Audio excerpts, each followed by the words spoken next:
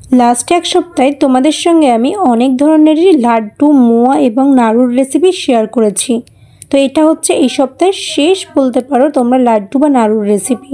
আজকে বানিয়ে দেখাবো পেঁপের নাড়ু বা পেঁপের লাড্ডু। যারা আমার মতো আছো পেঁপে খেতে একদম ভালোবাসো না, তারা অবশ্যই একবার পেঁপের এই রেসিপিটা বানিয়ে দেখো। আশা করছি তোমাদেরও আমার মতো ভালো লাগবে।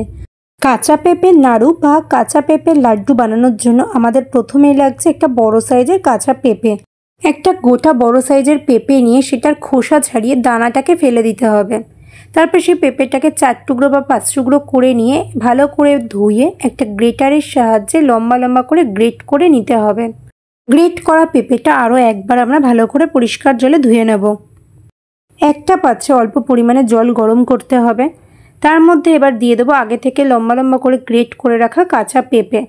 তারপরে গ্যাসের জোর বেশি করে দিয়ে 2 মিনিট মতো এবং গ্যাসের জোর আস্তে দিয়ে আরও 2 মিনিট মতো ঢাকা দিয়ে আমরা পেঁপেটাকে রান্না করব, যতক্ষণ না পেঁপেটা সম্পূর্ণ সেদ্ধ হয়ে যাচ্ছে এবং জলটা সম্পূর্ণ শুকিয়ে যাচ্ছে।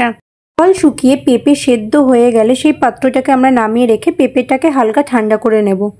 এবার গ্যাসে বসাবো আমরা একটা কড়া। সেই কড়াটা গরম হলে তার মধ্যে দিয়ে দেবো অল্প পরিমাণে জল। তারপর তাতে দেবো 4 থেকে 5 চামচ চিনি। তোমরা যদি চাও চিনির পরিবর্তে একটা হেলদি এডিশনও করতে পারো, সেক্ষেত্রে আখের গুঁড়ো তোমরা ব্যবহার করতে পারো। প্রায় 2 মিনিট মতো গ্যাসের জোর কম করে রান্না করতে হবে, যতক্ষণ না চিনিটা সম্পূর্ণ গলে যাচ্ছে আর একটু আঠালো আঠালো চ্যাটচ্যাটে ব্যাপার চলে আসছে। আর যখনই দেখবে চিনিটা গলে গিয়ে এরকম বুদবুদি উঠছে বা গ্যাজা গ্যাজা হয়ে যাচ্ছে, তখনই বুঝতে হবে আমাদের চিনির শিরা তৈরি হয়ে গেছে। এবার এর মধ্যে দেবো আগে থেকে গ্রেট করে ভাপিয়ে রাখা পেঁপে। যদি তোমরা আখের গুড় দিয়ে করো সেক্ষেত্রে গরম করার মধ্যে আখের গুড় দিয়ে গ্যাসের জোর একদম কমিয়ে দিয়ে আখের গুড়টাকে কনস্ট্যান্টলি 3 থেকে 4 মিনিট নাড়াচাড়া করবে।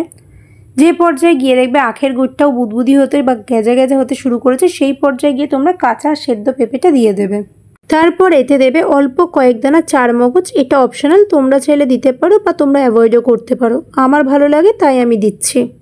গ্যাসের জোর আস্তে করে দিয়ে কমপক্ষে 4 থেকে 5 মিনিট কনস্ট্যান্টলি ঠিক এইভাবে নাড়াচাড়া করে পেঁপেটাকে রান্না করতে হবে, যতক্ষণ না শুকনো শুকনো হয়ে যাচ্ছে আর সম্পূর্ণ আঠালো একটা টেক্সচার চলে আসছে।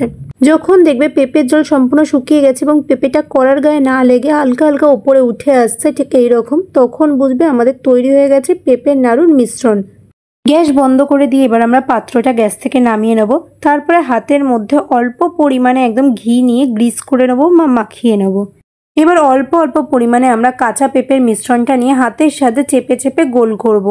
তাহলেই তৈরি হয়ে যাবে আমাদের কাঁচা পেঁপের নাড়ু বা লাড্ডু। কাঁচা পেঁপের মিশ্রণটা গরম অবস্থাতে আমরা হাতের সাহায্যে গোল করে পাকাবো, ঠান্ডা হয়ে গেলে কিন্তু আর গোল পাক হবে না।